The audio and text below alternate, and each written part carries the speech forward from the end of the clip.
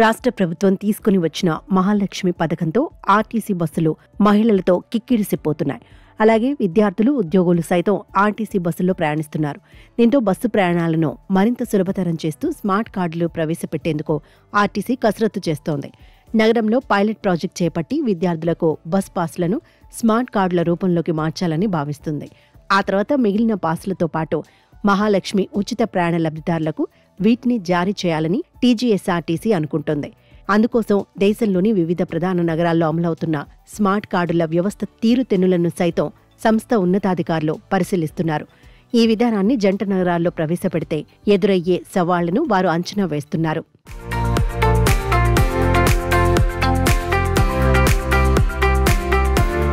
Smart కార్డుల వల్ల లాభాలేంటనేవి చూస్తుంటే ముఖ్యంగా స్మార్ట్ కార్డు విధానం అందుబాటులోకి వస్తే ఆధార్, ఇతర చిరునామా ధృవీకరణ కార్డుల అవసరం ప్రయాణికులకు ఉండదు. ప్రతి నెల బస్ పాస్ రెన్యువల్ కోసం ఆర్టీసీ కౌంటర్లకు విద్యార్థులు వెళ్లవలసిన అవసరం లేదు. వీటిని డిజిటల్ పద్ధతి ద్వారా రెన్యువల్ చేసుకునే అవకాశం ఉంది. ఏ మార్గంలో ఎంతమంది ప్రయాణిస్తున్నారనే వివరాలు ఆర్టీసీకి తెలిస్తే మిగిలిన మార్గాల్లో బస్సులను సర్దుబాటు చేయడానికి వీలు కలుగుతుందని ఆర్టీసీ అధికారులు చెబుతున్నారు. అయితే ఈ విధానాన్ని అమలు చేయడంలో పలు సవాళ్లు ఎదురయ్యే అవకాశం ఉంది. ఎందుకంటే జంట నగరాల్లో నిత్యం 26 లక్షల మంది ఆర్టీసీ బస్సులో ప్రయాణిస్తున్నారు. వారిలో సుమారు 72% అంటే అందులో 18 లక్షల మంది మహిళలే ఉన్నారు.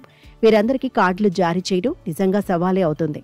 రోజూ ప్రయాణించే వారు మినహా ఇతరులు ఈ కార్డులు తీసుకుంటారా అనే సందేహం అధికారుల్లో వ్యక్తమవుతుంది. స్మార్ట్ కార్డు లేని వారు బస్సుల్లో ప్రయాణించాల్సి వస్తే వారికి ఎలాంటి వెసులుబాటు కల్పించాలనే అంశాలపై టీజీఎస్ఆర్టీసీ కసరత్తు చేస్తోంది.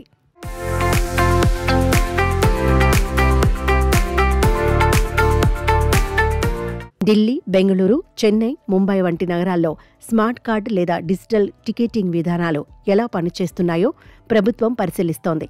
ఉదాహరణకు ఢిల్లీ మెట్రోలో ఉపయోగించే స్మార్ట్ కార్డులు, బెంగళూరు టీఎంటీసీలో అమలవుతున్న డిజిటల్ పాస్ల విధానం వంటివి అధ్యయనంలో భాగం. ఈ నగరాల్లో స్మార్ట్ కార్డుల ద్వారా ప్రయాణికుల డేటా సేకరణ, రీఛార్జ్ సౌలభ్యం, టికెట్లెస్ ప్రయాణం వంటి అంశాలను టీజీఎస్ఆర్టీసీ అధికారులు విశ్లేషిస్తున్నారు. ఈ అనుభవాల ఆధారంగా జంట నగరాల్లో స్మార్ట్ కార్డు విధానాన్ని అమలు చేస్తే ఎదురయ్యే సవాళ్లను అంచనా వేస్తున్నారు. స్మార్ట్ కార్డు విధానం అమలైతే ఆర్టీసీ నిర్వహణ ఖర్చులు కొంత తగ్గే అవకాశం ఉంది. ఎందుకంటే manual ticketing, bus pass renewal ప్రక్రియలు తగ్గుతాయి. అయితే కార్డుల జారీ, నిర్వహణ, సాంకేతిక సమస్యల పరిష్కారం కోసం ప్రారంభ దశలో పెట్టుబడి అవసరం.